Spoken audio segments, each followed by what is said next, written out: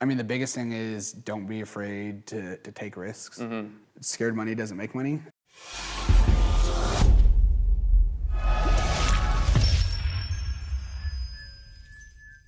All right, so we're here with Wesley Garibay of Garibay Companies. This is our first episode, and we're going to learn a little bit about him today.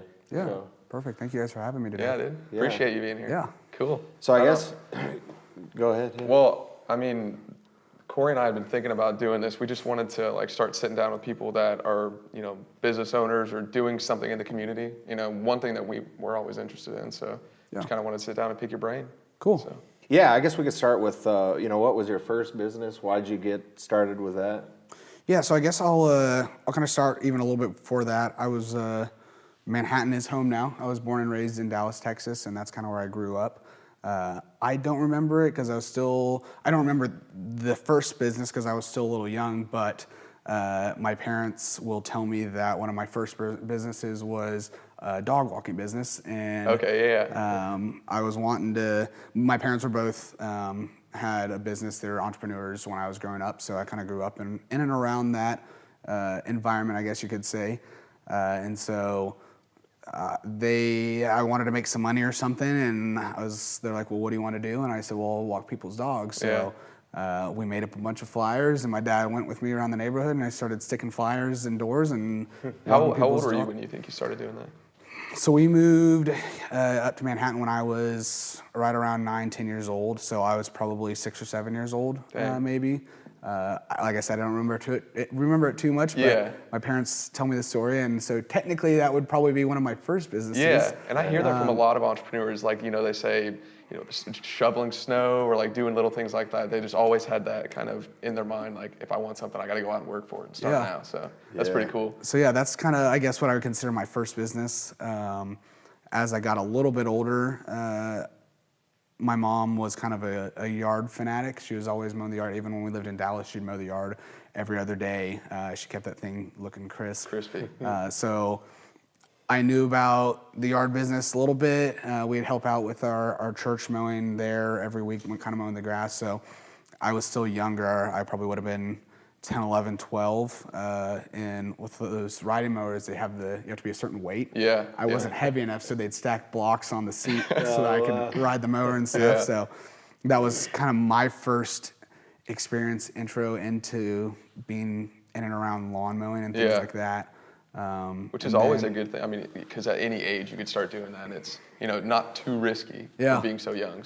So then I would, all the old ladies at church need their yards mowed. So we would borrow my uncle's trailer and hook it up to the minivan, and my mom would drive me around, and I'd go mow. I probably had 10 yards that she'd drive me around to mow in before obviously I could drive. I was 12, 13 at the time. So was that when you were living here? That was once we moved up here. So what did you guys move to Manhattan for from Texas? Yeah, so my dad was born and raised in Manhattan.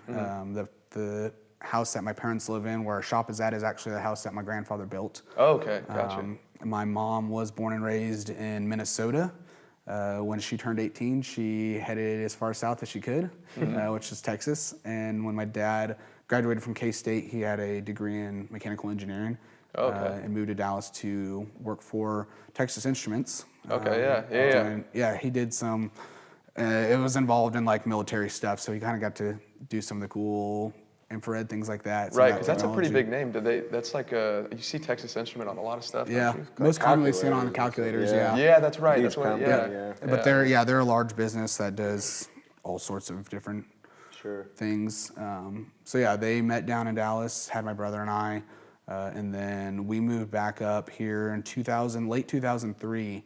Had some deaths on my dad's side of the family, and obviously my mom was from Minnesota, my dad was from up here, so we were kind of down on our own and in Texas, and moved back this direction to be closer to family. So that makes that's sense, what brought us back to Manhattan. Yeah. So was he still kind of in the same industry when he decided to come back here? Or? So at that point, when we moved back here, he had gotten out of, he wasn't working for Texas Instruments any longer.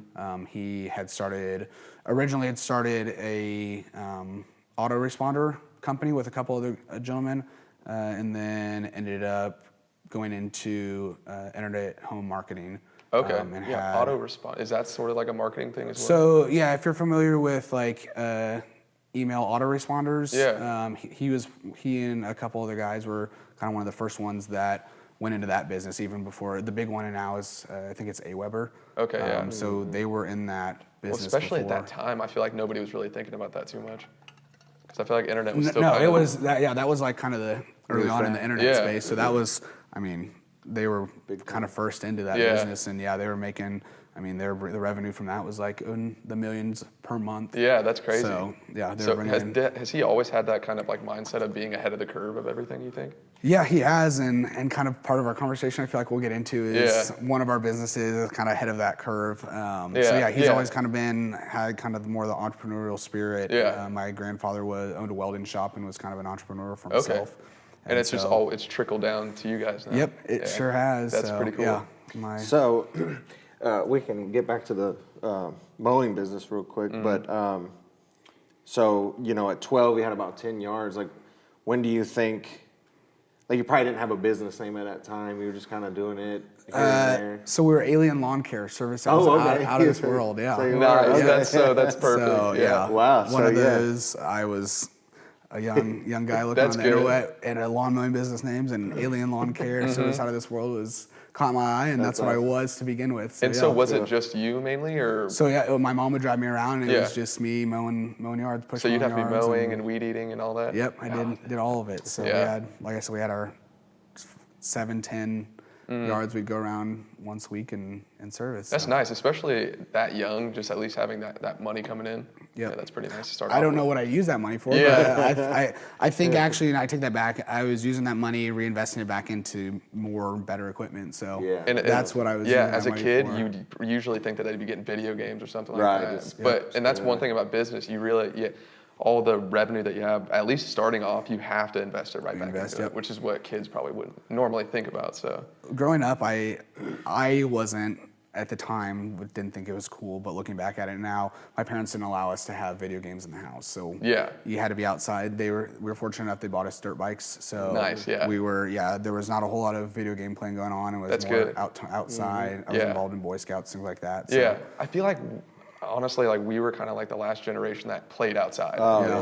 Because even kids that are 5 years younger than us, like we're still on that video game. They're raised on iPads. I mean, everything is technology. So. That's the thing is we didn't grow up with tablets. We barely had cell phones, but they weren't smartphones. No. And then we had like a PlayStation 1. You weren't on your phone all day scrolling through social media. MySpace was the first social media. Bebo. But you didn't have that stuff on your phones, Yeah. So you were outside hanging out like all day and night. Well, the first phone my parents got me was actually a flip phone, and the texting was like the T9. Where you have to hit three times to get the C letter C, and like I ended up being so good I could just not you weren't look texting at on it. Yeah, that's funny. So it's definitely changed the atmosphere and technology space we grew up in versus where kids are growing up in now, and don't get me started on that. I know, because we're going way off. That's true. Yeah. So you were the Alien Lawn Care when you were a lot younger. When did it turn into Garibay Lawn Care, and then it really seemed to have grown exponentially at one point in time? Yeah, so I obviously was mowing those yards, kept mowing those yards. As I got into high school, I could start driving, so I started driving myself, doing those yards. It got to a point where I hired my brother to go mow those yards for me. He's younger than you? He is, yeah. Okay. So I'm the oldest. It's just my brother Raul and I. I'm the oldest. He is 23. Oh, okay, so he's 4 or 5 years younger than me. Yeah. But when I was in high school, my junior and senior year, one of the classes I took was an entrepreneurial class that allowed me to be basically like a job shadow type situation. Okay, yeah.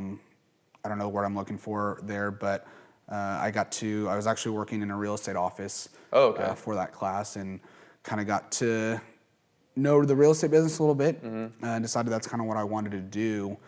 So I was mowing the 7 to 10 yards. My brother was mowing those yards, but I actually started focusing more on real estate. Yeah. As soon as I graduated high school, I got my real estate license and started selling real estate. Smart, yeah. And so I did that for a couple years. And then while I was doing that, we were still mowing the yards. Decided to try and grow that business a little more. I actually threw an ad on Craigslist. Craigslist was popular at the time. Yeah, It was yeah. before Facebook Marketplace, Yeah. obviously. Threw an ad on Craigslist for lawn mowing services, and that first month we went from 10 properties to 50 properties. Dang, wow. it grew that much just from doing Yeah, that? just like that, overnight on Craigslist. So that's how we started mowing yards, got a route, built up a route, hired a couple guys to help out with that. Yeah. Yeah, because I was wondering, like, when you finally hit a point where you're like, okay, I need to have extra hands on deck, instead of it just being you or you and your brother. That was probably late 2014, 2015 time frame when, we, So right after high school. then. because even 50 yards, that's tough for Yeah. one person to do. So Yeah. my brother was still helping out kind of after school, things like that. And then I hired one guy to help out because I was doing it full time at that time. He was helping me out, and then it kind of just progressed from there. Yeah. So that class that you said you took, did they offer that at Manhattan High? It did, yeah. Really? It was, I don't even remember what it was called, but it wasn't they didn't advertise it very well. Yeah. And not many people knew about it. Right. I think Maybe I that's was good, one of though. the first, you didn't have to go out and do a job shadowing type situation. But they offered it. It was one of the items you could do. Yeah. But even in that class, there was like 3 or 4 of us, and I think I took advantage of it because I was like, well, I'm already like doing this after school anyways, Yeah. and I can do it as part of my class and leave school early and go And do you what I'm get doing that- after school anyways, and I get school credit for it. So Yeah.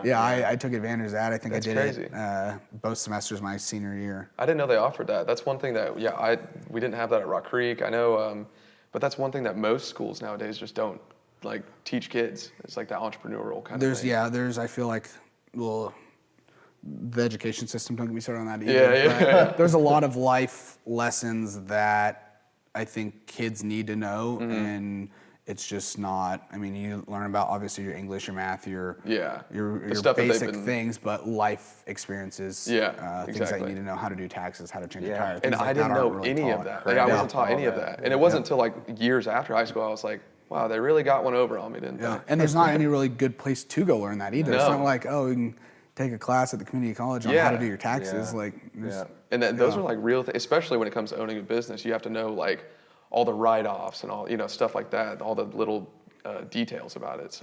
So that's the education system around here. Kind of one of the things down in Texas where we came from. Spanish is part of the curriculum growing up. I wish it so. When was. I was in elementary school, from kindergarten on, you're learning Spanish. Really? And then they have a lot of high schools down there that are like career built out for careers. So Yeah. like part of the high school is built out like a hospital, part of it's built out like an office, part of it's built out Really? like for trades works, things like that. So you can, while you're in high school, you can kind of get experience in like the real field. life, That's in the cool. field Yeah. to kind of give you an idea of maybe what you want to go into before you hit college and you start paying college Exactly. tuition. More Yeah. stuff Yeah. like that's that. crazy. That's Yeah. awesome. I mean, I feel like nowadays people are kind of waking up to the fact that the education, like everybody's saying the education system's messed up. So maybe slowly they're going to start doing more. But yeah, I didn't know that they offered that at Manhattan High though. That's pretty cool. Yep. And I think, fortunately, trade schools are starting to become more popular too, because Yeah. those were kind of slept on for the longest time Right. as Yeah. well. Exactly. So we, 50 yards, couple employees. We're at 2014. And then you got into landscape and actually worked for him for about Yep. a year, I think. Corey, That's crazy. when Corey he was first started. How was early he? on. Yeah, Yeah, Corey I was think actually one of our early early employees, landscaping yeah. side. Yeah, so he's a Just good boss. didn't last too long, did it? No, he was a great. I ended up moving to Memphis. Is the only Oh, reason. He, So I was he before broke that. his foot too. I think, That too. So I was out for like 3 Oh, or 4 yeah. months. Yeah. It's a 4-wheeling accident. Yes, Yeah. that's exactly what happened. But Wow. no, I remember one of my first jobs. He had me running up there. What was that? Up there in the Miller Parkway area. I forgot Yep. that little strip. But how many houses do you think it was? Like, They were putting, at the time, they had a handful in. I think the end goal was, I think there's probably 20 up there maybe now. yeah. So it was a new subdivision going in up there in the Miller Park area. Yeah. About 20 homes, and he got this bid on this job to do the whole irrigation system. We put trees in, plants and everything. Were you still having to like do a lot of the work at that point, or were you mostly like, estimating stuff, like getting the jobs and everything like that? Or were you still having to be in the field? Yeah, so I was still in the field at that time, I think. So we're mowing yards. we had 50, maybe 75 yards at the time. I hired a couple guys that were kind of mowing all that for us, so that kind of freed me up a little bit. And then we had, I don't remember how it happened, but kind of came into connection with a builder that was looking for a landscaper.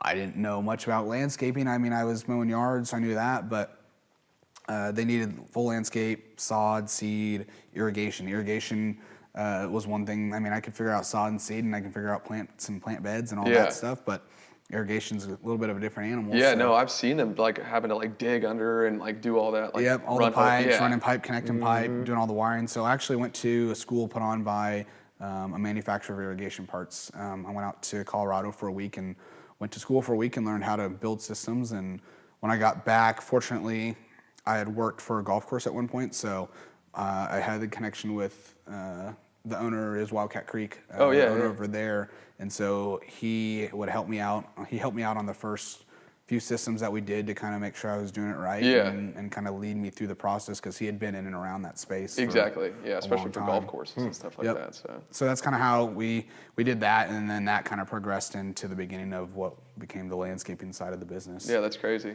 At that time, we weren't Alien Lawn Care anymore. We made the switch. I think probably around 2012, 13, switched it to our last name. Okay, yeah, smart. Yeah. Yep. That's good. So with our family, like I said, the house my parents live in, my grandfather built. So our family had been in and around the Manhattan community for quite a while, and the last name is recognizable. So which makes sense as well. I mean, that's what's good about knowing like who owns Wildcat and all that. So they can kind of help you on all these business ventures. Yep. Cool. And you've been. Where would you say you're at now with that? I mean, as far as the scale of it, I guess. So mowing wise, the lawn care business, lawn care landscaping, mowing wise, we have 100 to 150. My brother has since kind of taken that business over, managing that. So we're right around 100, 150 residential accounts. We have a crew that does strictly commercial. We do commercial mowing from Lawrence, Manhattan, Topeka, Salina, Junction City, down even to Wichita. Oh, dang. So we do a little bit of traveling on the commercial side, and then our landscaping side is growing out pretty significantly this year.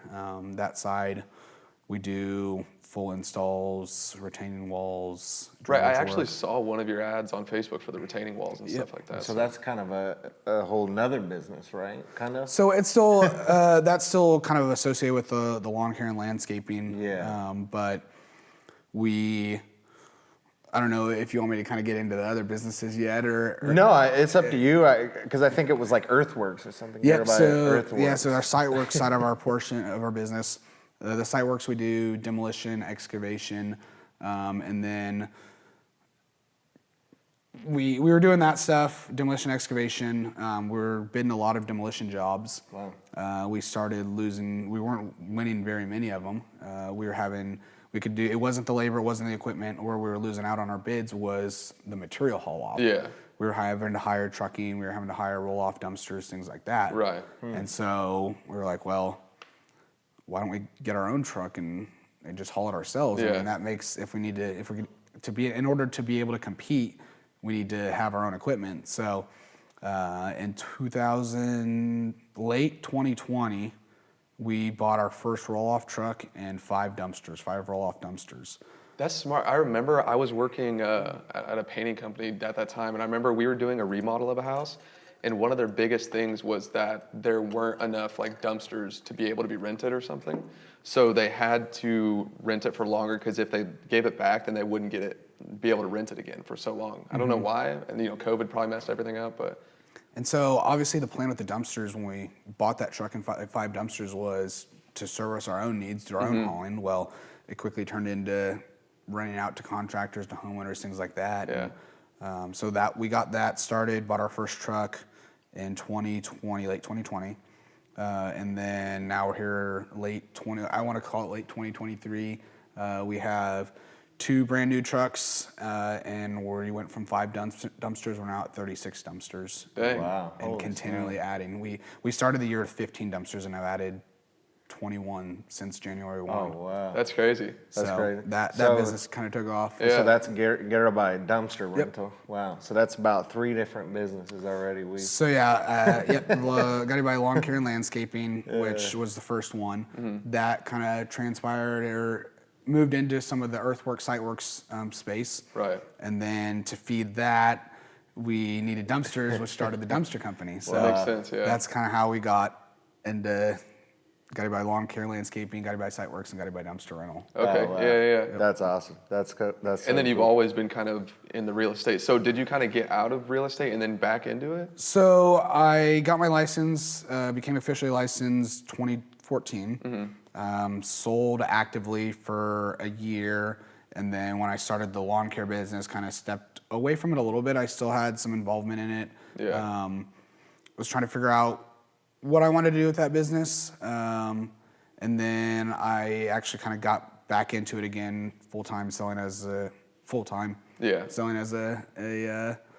real estate agent in 2016, 2017. Okay. And have been doing, working with buyers, sellers since then. So that's, how I got back into the real estate and have been in it since. And yeah. That's pretty crazy. Yeah. So on a day-to-day basis, like throughout the week, like, is there like one that you're usually having to focus on more than all the others, or? So we haven't gotten into these businesses yet, but we have. So I guess I'll kind of just lay out everything that we do. Yeah. Let's do that. So we've got Garibay Lawn Care and Landscaping. We've got Garibay Siteworks, Garibay Dumpster Rentals. I sell real estate at the Olms Group. We just recently started a development company, building new construction. Okay, yeah. And then we also have a biodegradable drinking straw company as well. Right, and I wanted to ask you about that because I noticed that the other day when we came by here, I was like, oh yeah, you got a lot of inventory in here, and then that's what you're saying it was, and that's another thing, ahead of the curve. Yeah. So before we get into that, back to answer your question, the lawn care and landscaping, I have some oversight in that, but a majority of that is ran by my brother Raul. My father Enrique runs the biodegradable drinking straw company. And then a lot of my focus is, Raul and I kind of split the difference on the dumpster rental. A lot of my focus is more on the real estate and the development. That makes sense, yeah. So I tell people, I don't know how many that is, but I tell people that I have like 5 or 6 full-time jobs. Yeah, makes sense. Yeah. You can't really split up the day.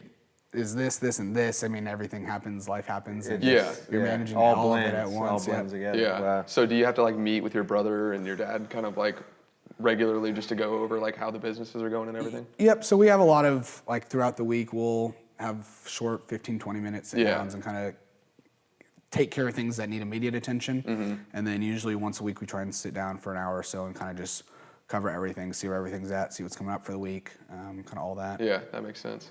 And this is probably like a 24/7, 7-day a week type thing. Yeah, I don't get much downtime. I get downtime, but I mean, especially with real estate, you're always kind of on call. Yeah. I mean, Right. you don't know when other agents are going to list houses, so if something comes up on a Friday evening and you've got clients that need to see that house, okay, Friday evening. I mean, there was one time I showed folks a house at 9 p.m. on a Saturday night that had just come online, and we had that thing under contract before the next morning. So See, and that's the good thing about Yeah. doing that, though, is you could get that contract yeah, right. So and that's the thing. Like I said, real estate's kind of like an always-on type of deal, and that makes sense. And even when you're traveling, you gotta still be on. I feel like that'd be a satisfying one though, because you get to like show people the house that they actually want, then you get to see them, actually and be happy with everything. So Yeah. that'd be pretty cool. And then obviously when life happens and they're ready to upgrade, then you get to help them kind of move from one house to their first starter home up to the next size house when they're growing a family. So it's always kind of fun to see people progress through life. Yeah, that's true. Yeah. That realm. So one thing I wanted to talk to you about was the straw idea. So where did that come up from? Because I know that it's always been kind of a topic about, like I was saying, I lived in California, and almost all restaurants have those paper straws, but they just suck. And they were in plastic packaging. Yeah. They don't suck, actually. Huh? They don't suck because they're falling apart. Well, exactly, literally. Yeah, before you're done with your meal, I mean, you have to like just flip the straw around or something. Or ask for, because- 2 or 3 more so you Yeah. can get through your meal. Yeah, exactly. So. Yeah, so my brother, when I graduated high school, like I said, I went straight into real estate and the lawn care business. I didn't go to school or go to secondary or education, college education, anything after that, which I did a lot of my education is more realm focused. So if this is what I'm getting into, I'm learning about that topic versus just general ed items. So I wasn't upset that I missed that. I don't feel like I missed out on anything. Yeah, and I always Anything wonder that too, if people think it's worth it to go to, because I mean, it's just getting in debt, but unless it's really beneficial. Yeah, I mean, obviously there's some career paths that need school. I mean, you want your doctor to know what he's doing. Yeah, exactly. Lawyers. Yep, things like that. Sure. They need that education. You want them to have that education. But the realm that I was going into was general business, and I mean, you can go to business school, but a lot of things are things you learn while doing it. Exactly. You can't teach it in the classroom. Yeah. So I didn't feel like I missed out on any of that. When my brother graduated high school in 2018, he kind of wanted to get into some sort of business. He wasn't quite sure what he wanted to do. He actually started watching doing a training course on selling on Amazon, selling overstock goods on Amazon. Okay, yeah. And so he was buying truckloads of basically overstocked Amazon items at discounted rates. He'd bring them into the warehouse, sort through everything, things that obviously were kind of a waste of time to sell. We'd have little garage sales on the weekends and kind of just get rid of that stuff. So it was a bunch of random stuff. It wasn't one specific product. It was like So you had no clue. Yeah, they would just show pallets of stuff. You had no clue what you were getting. And you'd have like 40, 50 pallets. Maybe not that many, but we'd had quite a few pallets that you're just sorting through, unpacking them. They're 6 foot tall. Yeah. And you're just, who knows what's in that pallet. I feel like that alone is like a whole day's worth of work. Yeah, right so there. you would just sit in the warehouse and just go through stuff. Had an Amazon account, would scan it in, and then have to ship all that stuff into Amazon, and then they would sell it through his reseller store. Part of the software he was using kind of gave analytics on like what most popular items were on Amazon at the time. And about that time, 2019, was when the plastic straw turtle kind of thing happened, craze happened, and people were switching to paper straws. Restaurants were switching to paper straws just to be more environmentally friendly. And so all the paper straws were coming out of China. Well, it takes time to load a cargo box up in China and ship that many straws across the ocean. So there was long wait times. So my dad and my brother kind of saw that as an opportunity an opportunity that needed attention, I guess. So they actually went over to China and toured factories, bought equipment to manufacture our own paper straws. Really? And so we were actually manufacturing paper drinking straws here in Manhattan. That's crazy. The nice thing about the ones we were selling, though, they had a coating on them that was still biodegradable, but it made the straw last longer, so you could actually enjoy a meal. Get through a meal with one straw instead of having it fall apart on you. How long do you think maybe it would be in the drink before it would? I mean, we would go out to dinner for an hour and a half, and you'd still be able to drink your drink through it. So it actually lasted. Those other ones you use, I mean, and you could tell it's paper. But when you showed me yours, I was like, dude, this looks exactly like a normal straw. Yeah, those are our paper straws. Unfortunately, COVID happened, and all the steam that we'd all the wind in our sails that we had going with the straw business, the paper straw business, kind of fell through because hotels started shutting down, restaurants started shutting down. True. All that happened. We lost Basically all that people momentum. Everybody that was buying our product. So since then, we sold off all the paper straw equipment, and then my dad found a new product that's still 100% biodegradable. You can take that thing, stick it in your backyard. 30 days later, there's nothing left of it. Wow. It looks and feels like a plastic drinking straw. Yeah, exactly. But like I said, it's still 100% biodegradable. Yeah, that's crazy. Because the plastic straws we're used to, that's not at all biodegradable, right? That stuff just, you could throw it in your backyard, it's probably going to be there in a couple, 2-3 years, right? So it'll go to landfill. Yeah. it'll break down, but you'll still have a bunch of microplastics. Basically, Right. it's plastic, just a bunch of little pieces of plastic, Which and gets it's in in the your ocean and drinking stuff. water and all Yeah. that stuff. So Right. Yeah. you're consuming that. There's a lot of products you'll see that are biodegradable, but if you read the fine print, it has to go to an industrial compost facility, and under high heat and pressure, it can be broken down. Yeah. But if it goes to just a general landfill, it's not going to break It's down. staying forever. Yeah. So But this one will. this The one, you yeah, have. you can stick it in a landfill, you can stick it in your backyard garden, it'll break down completely. That's Did that take a awesome. lot of trial and error? I mean, like, I don't know how much you guys were involved on the actual manufacturing of it. So yeah, the company that he found that had the product, they had kind of done all of the trial and error process of it and got it to this point to where they can manufacture it for us. But we've sent it off to be tested by all the government regulated testing Yeah. accreditations to claim biodegradable, and it passed all of those. So, okay. Yeah. Gotcha. So they would probably just keep you up to date on like like the process of how it was going and everything. Yeah. So I mean, now that they have the product, there's not. I mean, it's more just continuing to Yeah. just batch it and manufacture the straws. But yeah, we had found a manufacturer to basically manufacture all that product for us, so we're not doing it in house necessarily. Yeah. Yeah. Man, that's awesome. That's crazy. Seems like you've got so much going on. What do you think? Are you just gonna stick with what you know for now? You know, all these 6, 7 businesses you've got, or do you think you're gonna have 7 more in the next 10 years?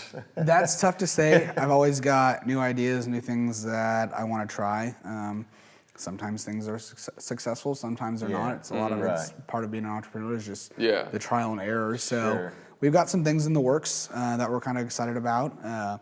Some of the businesses that I have now, I mean, I might not have those here in a few years. I might sell them off or just get out of them completely. Yeah.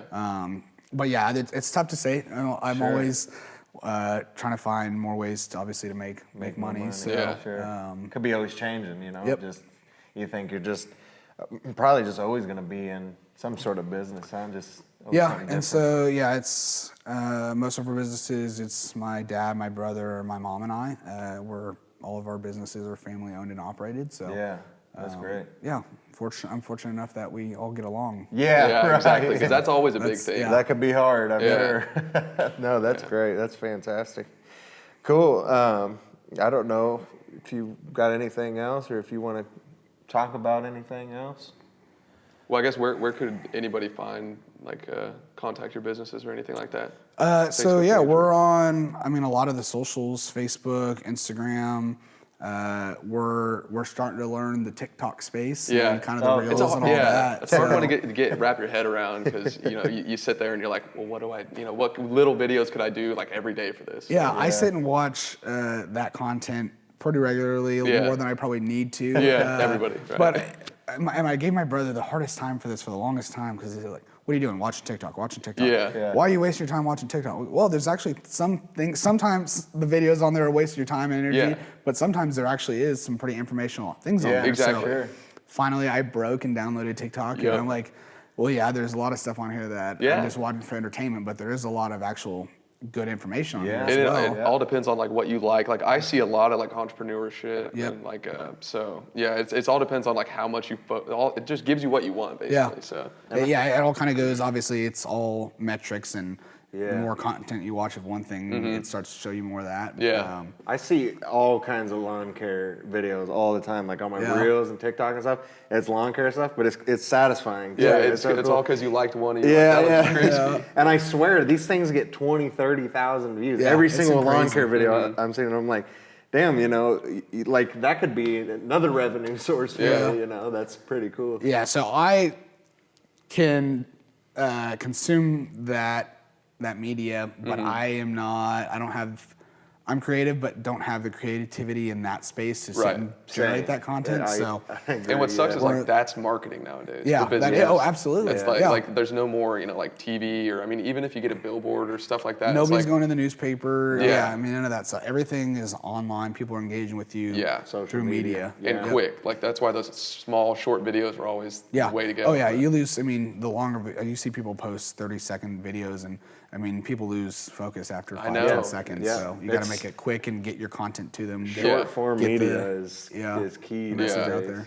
People's attention span just aren't, it's not there anymore. No. And when you People really aren't get reading. into like the logistics of it, you're like, oh, and if you have this color of text, it'll grab someone's attention. Or if you like start with this word, stuff like that. It is pretty It can wild. get pretty confusing after a while. Though. Yeah, so I actually did a course about Facebook marketing a handful of years back. But yeah, I learned about all the tracking, like pixel tracking, and like how to make a good ad. And I mean I sat and went through this course for weeks. Yeah. And there's just so much content. And it's there. always changing. Yeah, exactly. And that's the thing, what yeah, I'm the saying, stuff I learned is Yeah. outdated. I mean, I know. you can learn something today and that might change. I mean, Yeah. that was specifically geared on Facebook. And I mean, a lot of the Facebook, I feel like, is still popular, obviously, but the younger generation, it depends on who you want to target. So Yeah. Facebook has one target audience. TikTok, Instagram, Snapchat have a different target audience. Yeah, that's So true. Yeah. You gotta find crazy. somebody that knows how to Exactly. work each one. Yeah. And it's just, same Yeah. thing with YouTube too. Like you don't think about it. You think just I'm going to make a video, and they're like, well, I gotta have a good thumbnail. I have to have a good title, and how can it target all these people? Description, everything. So, It's crazy. and ever changing. So yeah. Yeah. Yeah, there's like some of those YouTubers who just take a week and then just sit and film Yeah. content that'll last them months, and it's Yeah. like, It's smart, I Yeah. guess, because then you could just kick back and like let it just start uploading and doing itself. So. Yeah. yeah, that's the one. YouTube I haven't dove too much into. I know that's one of the other spaces I kind of need to learn a little bit about, but Yeah, because they have the short form videos too. yep, So the reels, things yeah, like that. So. yeah. So, And I heard this in another podcast the other day, but Google owns YouTube, and Yeah. so True. when you do a Google search, they're going to put their own stuff higher up. So That's if true. you got a video about how to mow yards on YouTube, then they're going to push that content before somebody's web page that they created that has Yeah. a video about Yeah. that same information. Yeah, because when you Google something, there's usually videos Yep. right at the top. Yeah, that's a bunch true. of the videos. first things will be Yeah. all videos. Go straight to YouTube, obviously. Yeah. and that's another thing that Yeah. I've always heard about that I never could wrap my head around. It was like Google SEO, like buying the ad space and stuff like that. So that way you're like the first one that comes up, and so. So we've been fortunate. My dad, like I said, my dad pretty early good on at had that a internet marketing business. Oh, So yeah. He has a lot of knowledge, and he'll talk to me about it, and it just goes right over my head. Yeah, But he has a lot of knowledge in the SEO space. Mm-hmm. He actually did SEO work for some companies, but he does all of the SEO work for our companies now. Okay, yeah. So we're really well ranked on Google for organic Mm-hmm. search now, which obviously helps play into Yeah, that's big. Yeah. the business coming into the companies. It's like those little things that not everybody has the knowledge to do. So Exactly. that definitely helps. So yeah, we've been fortunate that my dad knows a lot of the internet space, knows how to build web pages, knows how to do marketing, knows how to do SEO work, and then my brother and I know how to do a lot of the on the ground, boots on the ground, hands-on type of labor field. So perfect. and then my mom has an extensive knowledge, more than I'll ever know, about bookkeeping and accounting and Yeah, all that Which you stuff. have to So have. Yeah. the four of us together, we kind of have this ability. power Perfect team. package. Yeah. That's Yeah. So we've You been can't beat fortunate in that. that space. Yeah. That's great. That's Yep. fantastic. So that's how we've been able to build out businesses and kind of keep everything in house. Yeah. And kind of in the family, I guess, without having to start bringing in either other people or outsource a lot of that. Yeah, because then it might get messy and Yep. too many things moving Gotta around. pay other people. Yeah, true. Yeah. Yep. Well, cool, man. That's fantastic. I really appreciate you Yeah, dude. taking the time to give us a little insight of your business, and I think that there's a lot of people out there that would like to, view this and get some more insight. Yeah, I on guess it, so. if you had one piece of advice for let's say that someone's in high school and will kind of want to do the same thing, they're probably like mowing yards like you and kind of want to get to a point of owning their own thing. Do you have you any advice for that? I have a lot of advice I can give them. If I had to give them one piece, though, the biggest thing is don't be afraid to take risks. This is going to sound kind of, I don't want to say cringy, but scared money doesn't make money. That's true. So Yeah, sure. you got to be able to lay it out on the line. Obviously, the younger you are, the more time you have to potentially kind of recover from any Right. bad investments. But don't be afraid to take that step and put yourself out there and try and start something. Just Yeah. do it. Yeah. Yeah. Yeah, that's the best, especially at a young age. Yep. And the other piece, I guess, if I gave a second piece, is the worst somebody can say is no. So don't Exactly. be afraid to ask for things. Don't be afraid to try and put yourself out there a little bit. Yeah. For Yeah. sure. Yeah, that's great. That's good man. advice. Cool, dude. Well, cool. Hey, Appreciate you being thanks here. again, Yeah. Kyle. Right Thank on. you It's guys been for fun, having dude. me. Yeah, it Cool. was fun. Awesome. So, We'll do it All again right. sometime. yeah, absolutely. We'll have to do here once you guys get some more podcasts going. Yeah. Here in a year or two, we'll kind of do a little update and see Yeah, we see should, what's changed since this Exactly. one. So Yeah. Dope. Cool. something will Fantastic. change for sure. But Well, thanks. Cool. yeah, Fun. See you, guys. folks.